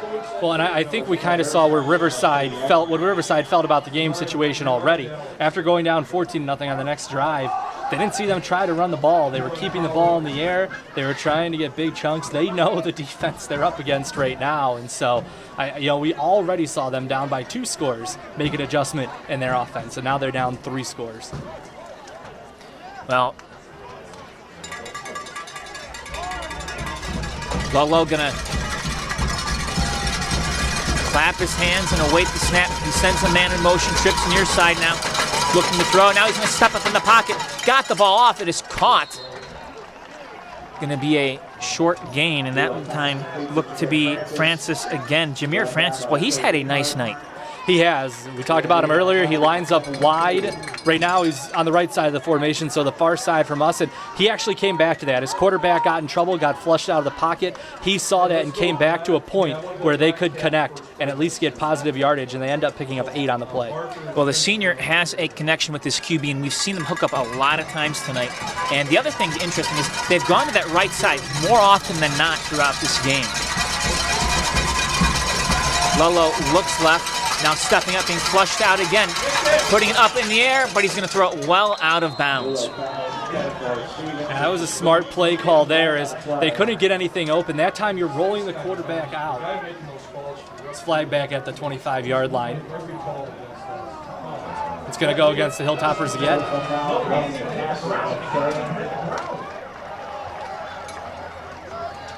It will be a personal foul, roughing the passer penalty. Yeah, but we've seen 3 of those now against the Hilltoppers. So far, the Beavers have not been able to capitalize on these big penalties. They have not. It's going to give them, though, a first down. And the question is, where is the ball going to be spotted? Just across midfield at the 47-yard line. New life for Riverside. 3 receivers near side, 1 to the far side. Locker in the backfield. No, it was Tromba in the backfield, but Lolo going to keep it himself, going straight ahead, picks up. No, he gets back to the line of scrimmage. It's about the first time we've seen them go to the ground here in the second half, and you see why for the Beavers. That's been the story. You get back to the line of scrimmage, and that's it. And 2nd and 10 now after that run play. Now, Dominic Lolo has helped his team gain some yardage. Now he's going to throw the ball again. It is nearly picked off. Boy, Ferrante got his arm up there. He nearly had it, just could not bring it back down. That was the 3rd near interception for the Hilltoppers today. Again, that ball's in traffic, and you're throwing the ball to the place where there's a white jersey in between you and your receiver, and that's 3 potential interceptions that have gone through Hilltopper hands so far tonight. Riverside has put up more than 300 yards per game entering tonight. Safe to say they will not, unless something drastic changes, not be anywhere near that mark tonight. Flushing out now to the left side. Lolo look to throw over the middle. Ball's up in the air. It's intercepted. 35, 40. On his feet near midfield, crossing the 50. And the Hilltoppers get the turnover. A big play by the Chardon defense again. And when you're an offensive player, when you're Mason Stevens and you know the place in the field that ball skipped out of your hands, your heart skips a beat. because you're right in the middle of the field and there's a ton of defenders around there, and the Hilltoppers were able to come away with the interception. Sophomore Trey Liebhart with the pick.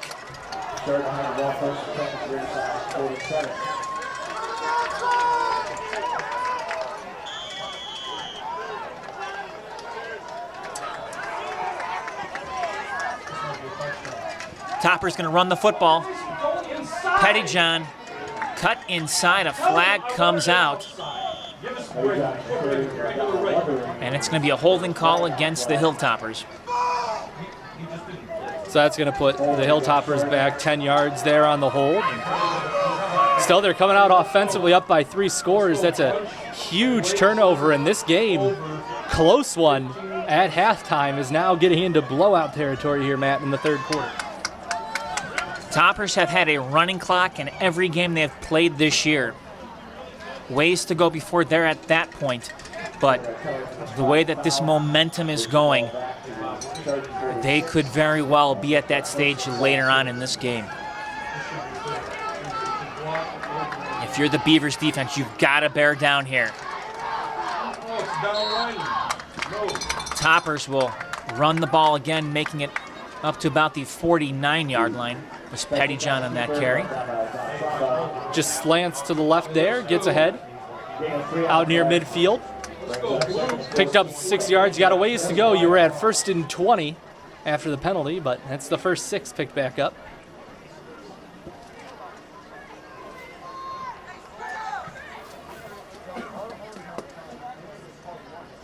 Now Chardon happy to let some time run off the clock as well, up 21-0 at this point. Granted, you've got a whole quarter to go, but just milking a little bit here in the third, down to about 3:10 and counting.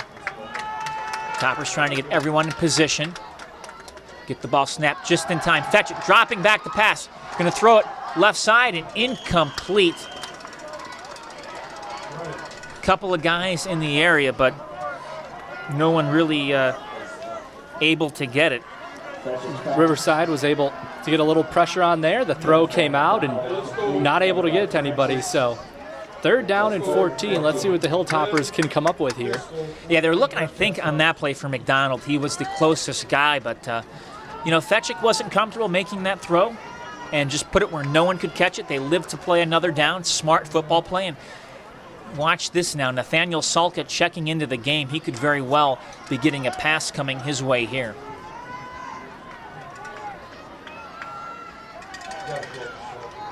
Third and 14. Fetchick stepping up, going to throw left side. Salka in and out of his hands. That is 2 times today where they got what they wanted. They put Salka out there. He's a tight end. They line him up all by himself. Outside of the formation, they get a one-on-one matchup, and just the Riverside defender able to get a hand in and knock the ball loose. That's twice today. Chardon's gotten that play to form exactly the way they wanted it to, and both times Riverside defensively able to knock the ball away. Was Isaiah Drake who made that stop, and boy, that young man has made a number of huge defensive plays today, and boy, if you take him out, this is at least a 35-point game. To go outside on that. He has a touchdown. McDonald, end over end punt, will take a topper bounce down inside the 15. They're urging it to the 10. Going to be touched up just prior to. Ball rolls all the way down. That's a great roll and a good punt for the Hilltoppers. And with your defense, you got to be feeling pretty good. Up 3 scores with the Beavers backed up on their own 11 here. Well, the Beavers caught a break. They're able to essentially nullify that pick. But now they have the ball deep in their own territory, down by 21 points. And at some point, Ryan, you've got to think that they're going to have to start going for broke, maybe seeing some trick plays or something to get some momentum back on their side. 1st and 10 from the 11. Lullo. Put it out left side. It is picked again! Ferrante, maybe? That's a... Or was it Salka? No, it was Nathaniel Salka. Salka took the ball right out of his hands down there. And the Hilltoppers will get the ball back. And, I mean, Salka knew, Salka looked at the eyes of Lulo, saw him eyeing up Francis, and Salka was right with Francis all the way and just reached in and took the ball away. I think that the Beavers might have been pleading for an interference call, but there was nothing there. It was a clean play by the Hilltoppers, and second interception, so they kind of get it right back. It's unnullified now, man, for the Hilltoppers. Chardon now looking to make them pay here with 2:26 to go. Salka going to keep it himself, running up the gut. Picked up maybe a yard or so. You get the interception, so they let you take the snapback quarterback and run the ball on the next play. Picks up a couple.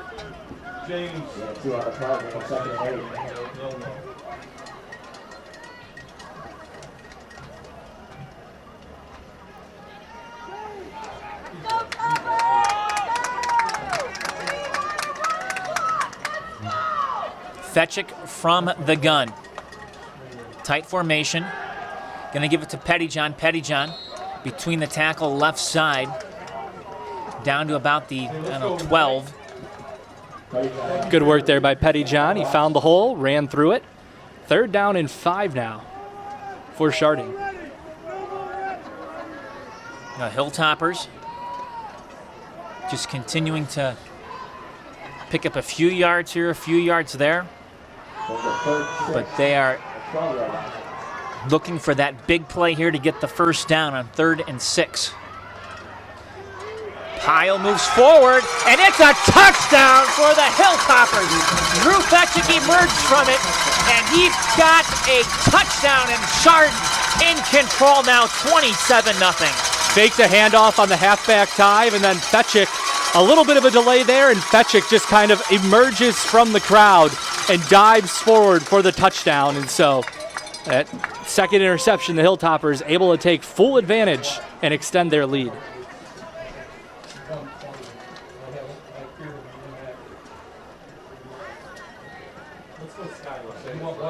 Now Chardon, they have played pretty well today. And put the mic away from your mouth. You got to be happy with the effort for these guys. It's been a playoff-like atmosphere, and they've come through today. PAT is up, and once again, Nathan Tager remains perfect on the year. It's now 28-0 Hilltoppers. And boy, oh boy, if things stay this course, it is going to be one heck of a birthday celebration in the Hewitt household. Got to mention this, a little birdie, if we can get to Chris there. If you can go back and focus on Mitch Hewitt, because he is turning 40, well, he has, today is his birthday, 40 years old for Coach Hewitt there. And he is going to take a little bit of time tonight and soak it all in. One of the most successful coaches, been here 10 years. Mitch, on behalf of all of us, we certainly wish you a very happy birthday. Yeah, happy birthday, Coach. And I will give you the best birthday present of all. I will not sing to you, so happy birthday. It's in my contract. I'm not allowed to sing.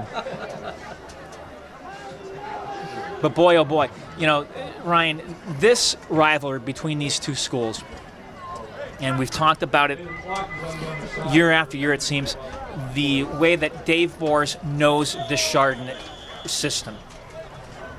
Coached here, he is so familiar with it, and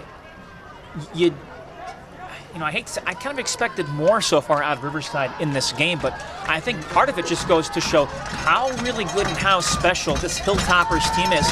Because, folks, make no mistake about it, this is a good Riverside team. The ball is fumbled on the kickoff. Beaver's going to fall on it, but it almost feels now, as Brady McKnight fell on that one, that the floodgates have started to open here, and maybe Riverside just beginning to lose some focus. Yeah, and to your point about, you could know Chardon's system all you want, and like the first half, the Beavers, they did kind of shut Chardon's offense down, but when you're as good as Chardon is and you're as physical as the Hilltoppers are, and you just keep running the ball at people, you keep punching them, eventually, doesn't matter how well prepared on you, you're going to win out.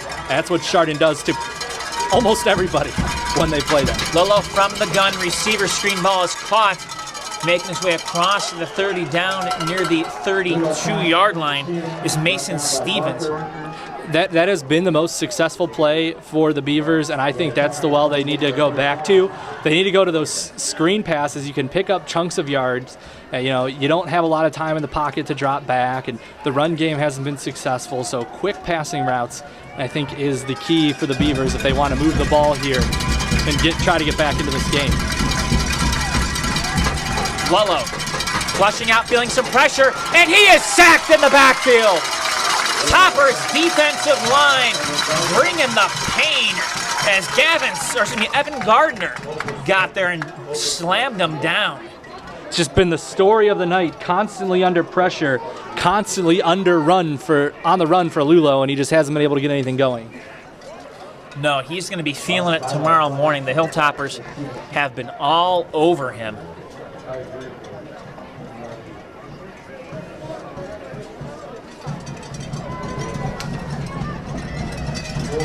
Looks like down on the field, the Beavers are content to let this third quarter come to an end. It's been a tough one for them, Matt. They've been outscored 21-0 here in this quarter. Chardon does what Chardon does in the third quarter, and they did it again. 21 unanswered, as you heard Ryan say there. We head to the fourth. The Toppers in control, 28-0.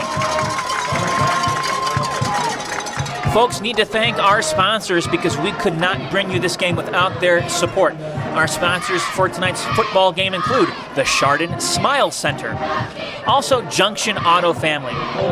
We'd like to thank Precision Orthopedic Specialties. Thanks also going out to Burr Funeral Home and Cremation Service. Also to Always Construction. And to Hazen Contracting, Asphalt Paving and Seal Coating. Thank you to Preston Superstore. Again, without their support, we could not bring you high school football here on GTV. So, fourth quarter, 28-0 lead, and Riverside with the ball.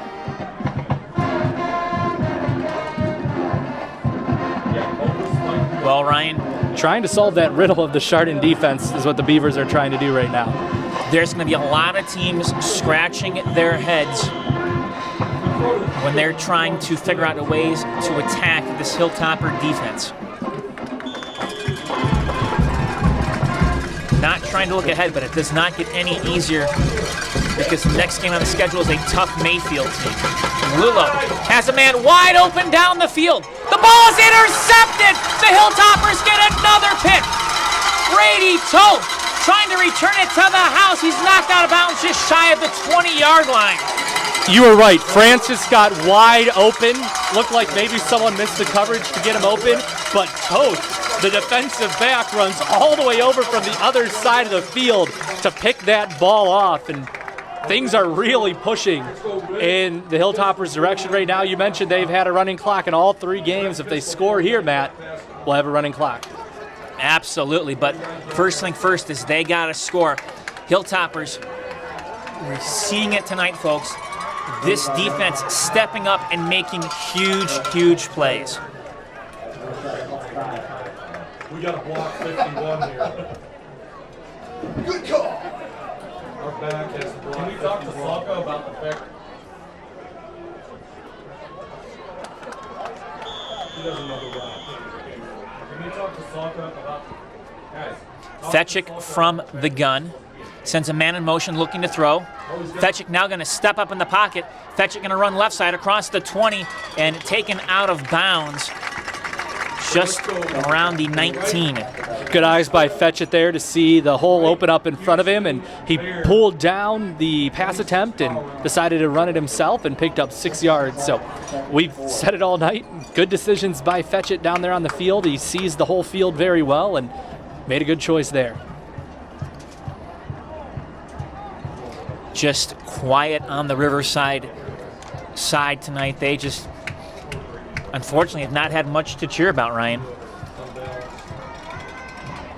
But the Hilltopper fans have made themselves known tonight, and they have been loud and proud.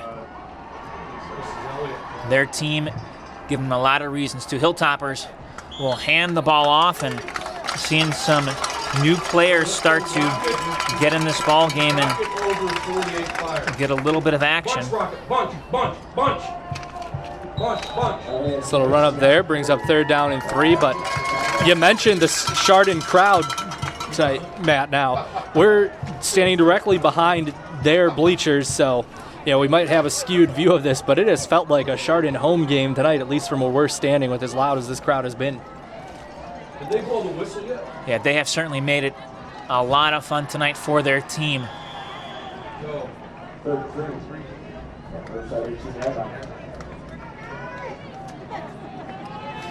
Fetchick remains in the game at QB right now. What's he doing? What's he waiting for?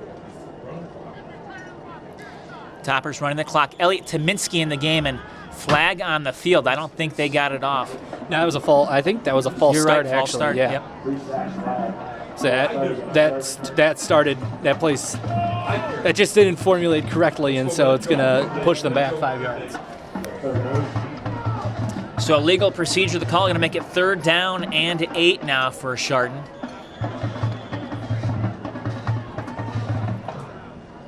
Question is, are they now starting to get out of the field goal range for Nathan Tager? Probably close. He told me. Watch. Fetchick will go under center, Tominski in motion, and Fetchick looking to throw the right side. He is picked at the 5. Riverside going to bring the ball back up near the 17-yard line. And the Beavers get another turnover tonight. And guess who it is, folks? We've called his name numerous times tonight, Mason Stevens. Mason Stevens is at the right part in the field there. That ball was kind of thrown up right too, and Mason Stevens able to make the catch. And 2nd turnover forced by the Beavers today. The first was on a fumble recovery, and now this interception. Now the teams are just trading picks.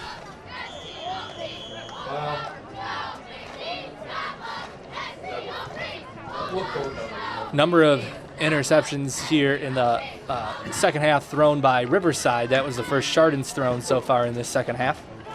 Yeah, the INT statistic not going to be pretty for either quarterback. Lello from the gun. Quick throw near side. Has his man 15-20. Wrapped up and brought down right around the 25-yard line. Okay, you're going to run a little screen pass there with the Hilltoppers in a zone defense. You're going to pick up some yardage there, so I wouldn't be surprised to see another screen pass called here. First time tonight they've gone to Brady McKnight, who made the catch.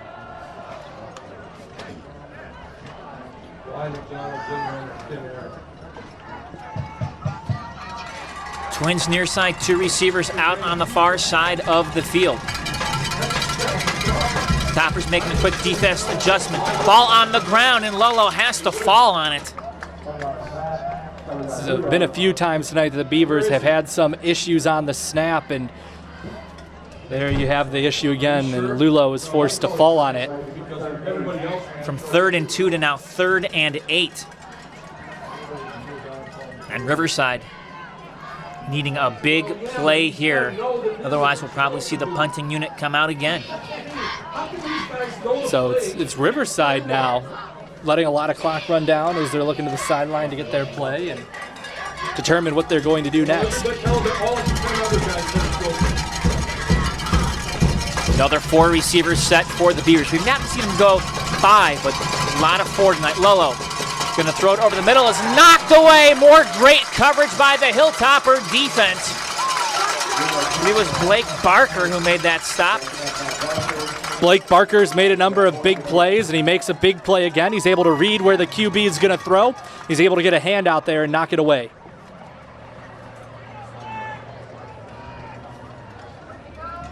It's now 4th down and 8. Riverside looking like they're going for it. Now they're going to call a punt. High snap, or high kick, I should say, fielded near midfield. And not much going there. Return man going to make his way. That was Brady Toth to about the 45.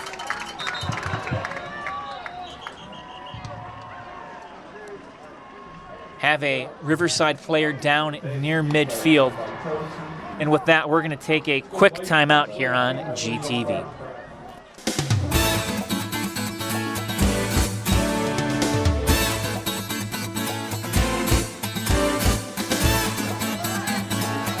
Welcome back, everyone. GTV. Good news is the injured player able to make his way off the field under his own power.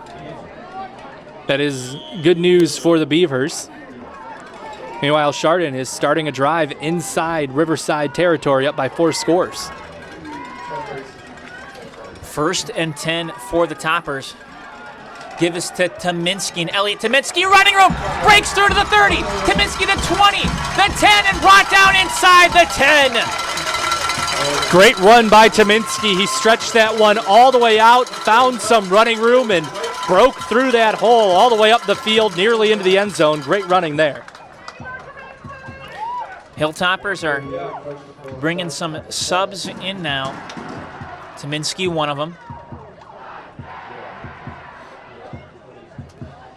And why not with 7:59 to go? This one is starting to get out of hand here, but Toppers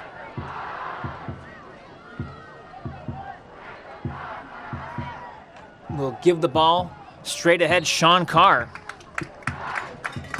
Let's go right heavy bear 84 blast. So, you get inside of the 10-yard line there, and you can kind of go to that power run to try to push your way forward, and you pick up 4 yards there. So it gives you 2nd and goal on the 3. Alex Henry, by the way, in the game at QB.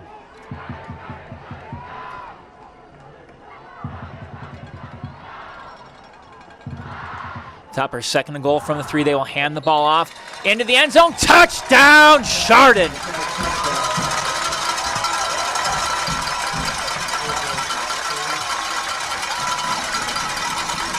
Sean Carr with the TD.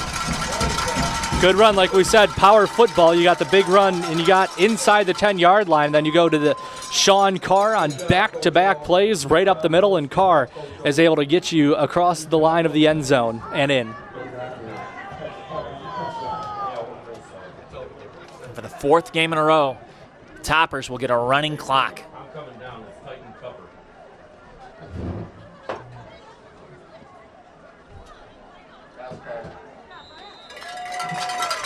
Field goal is up, and it is good. So with 7:08 left to play, Chardon extends their lead to 35-0. Now, the Gridiron Club is seeking sponsorships for the remaining Hilltopper football games. We have 2 more regular season games, and then the playoffs start. We are assured of 1 playoff game, so that means your sponsorship will help support 3 games, streamed and replayed on GTV. Contact Tim Semler at 440-487-3116 or Alex McDonald at 440-251-8214. Get in the game with Hilltopper football sponsorships. Well, it's a good sign when you start to see some of the coaches leave the coaching box a little confident. Yeah, I can't blame them the way that they've played tonight. You're going to have the running clock now, and the Chardon defense just continues to show. It doesn't matter who the opponent is. Every single week they're going to come out there and shut you down, and difficult defense to have to go up against. Well, make no mistake about it. For as much as these kids want it, these coaches want it just as bad. And they have put in so much time and effort helping these young men grow, not only as athletes, but as people. And they just continue to do an amazing job. Kickoff fumble, but picked back up by the Beavers. And they will get the ball just shy of the 35-yard line. So we'll see what Riverside can do. You still want to get down there and score. No one wants to show up at home and get shut out, so I'm sure there'll still be some urgency from them to see if they can move the ball down the field. And if nothing else, just get a good feeling before you go into the game next week. It's going to be a task for the Riverside coaching staff to not let this get in their players' heads too much. You got off to a great start. You're 3-0 coming in, and you ran into a really good team, but yeah, another tough opponent next week, so it's time to bounce back from this and practice and get going again. So you would love to score to get a good feeling before you head into next week's game against Mayfield. Number one offense still out on the field for Riverside. Looks like a whole lot of clean jerseys out there for the Hilltoppers. Lolo's pass is going to be caught spinning around, breaking a couple tackles across the 40, out near the 47-yard line.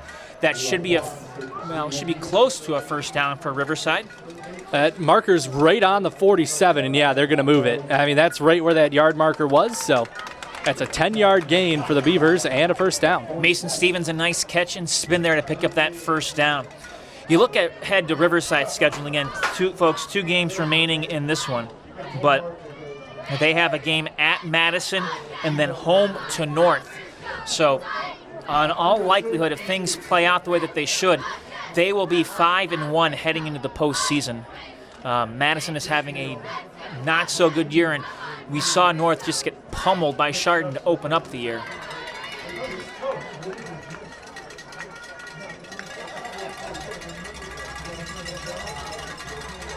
Beavers will hand the ball off across the 40, down inside the 35-yard line. And that's Locker. His biggest run of the night right there. Yeah, previously his biggest run was back in the first quarter when he had that 10-yard run dragging Chardon defenders. He gets off a big run there to get into Hilltopper territory. Clock running about 4:30 and counting here. 1st and 10. Ball inside the 35-yard line for Riverside. Locker again was stopped. No, actually, it's the QB who has the ball, Lullo. Boy, they pulled a little bit of trickeration right there. Yeah, I was going to say, how is that for some misdirection there by the Beavers, as almost nobody, including the broadcasters in the booth, saw Lolo come away with the ball and get out for a big pickup down there.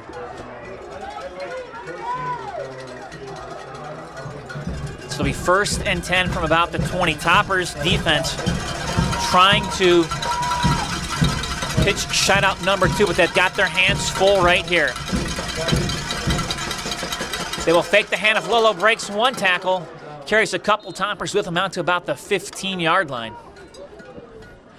Nice run forward there and pick up a 5 for Lulo. Brings up 2nd down and 5. Thing is, if you're Mitch Schutt and you're this coaching staff, you want this kind of a matchup here. Your number 2 defense against the number 1 offense of another team. These kids getting some real big-time game action. And Riverside's offense is a good one, too, so it's a good opponent for them to go up against. And, you know, you can see Riverside here being able to have the advantage over that second unit right now for the Hilltoppers.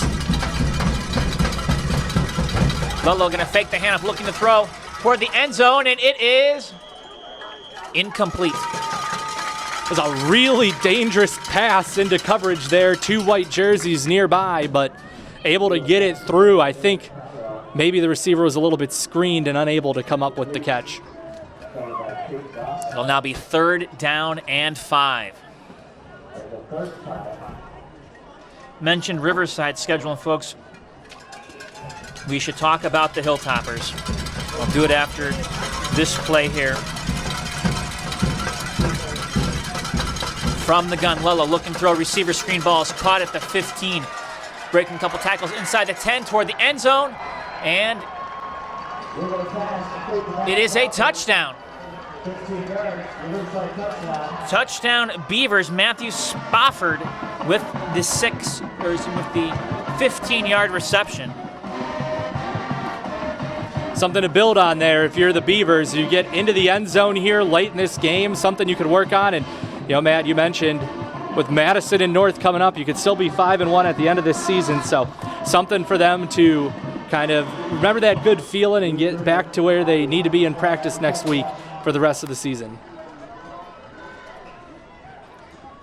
Extra point attempt is up, and it is good.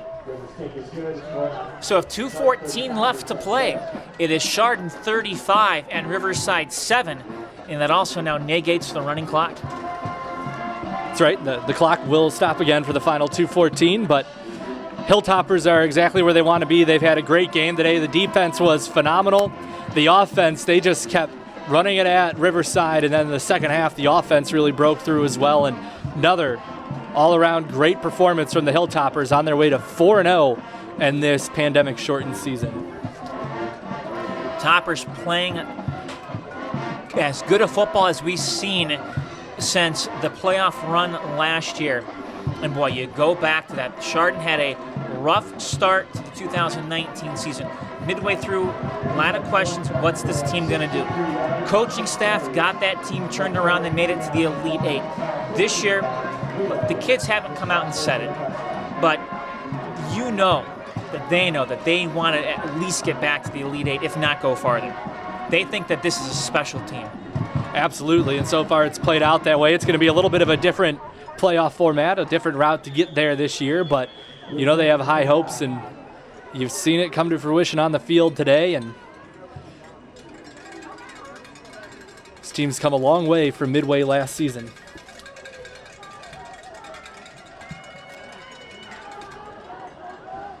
Kickoff return will be taken around the 8, and the Toppers will take a knee with 2:11 to go. Bringing the offense out. And we're going to see the ball stay on the ground, and we're going to see the entire play clock used up before the next play here as the Hilltoppers pick up a first down, all but over. And on their way to 4-0 here. It's the march to the finish line now.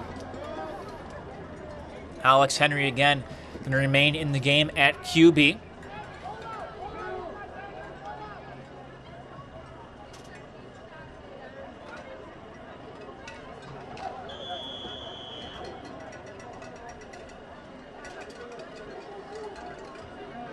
Toppers will break the huddle, traditional wing T formation for Chardon. They will hand the ball off and ground and pound, pick up some yards. About maybe 3 or 4 on that carry. It's going to be about the game plan there for the final 2 minutes. Clock will run. We're under the 2-minute mark here. Be 2nd down and 5 for Chardon when Henry breaks the huddle.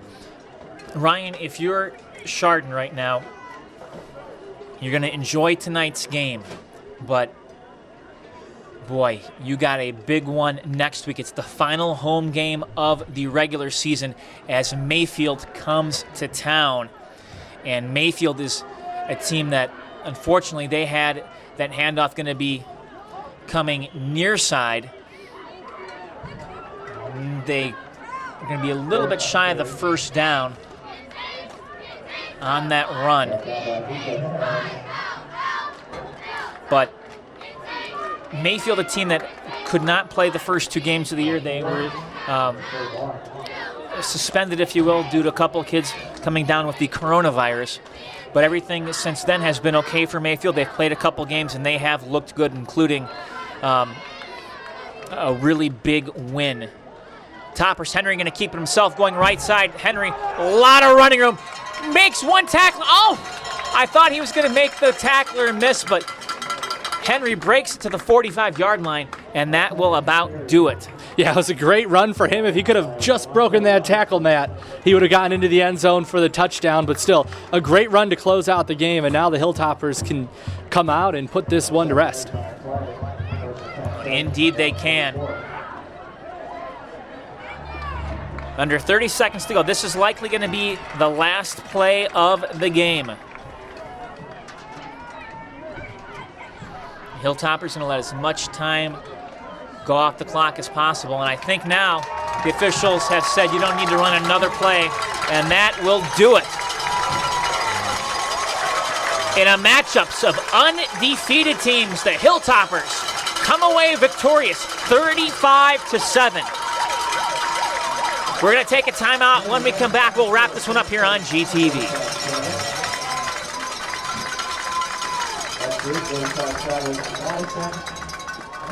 Tonight's contest was brought to you by the Chardon Smile Center, Junction Auto Family, Precision Orthopedic Specialties, Burr Funeral Home and Cremation Service, Always Construction, Hazen Contracting Inc., asphalt paving and seal coating, and the Preston Superstore. Shoreside Plumbing. We also would like to thank Alvord's. We also want to thank Ash's Mayfield Window Cleaning Company and Sherwin-Williams. Thanks going out to Achilles Running Shop and Ronyak Paving.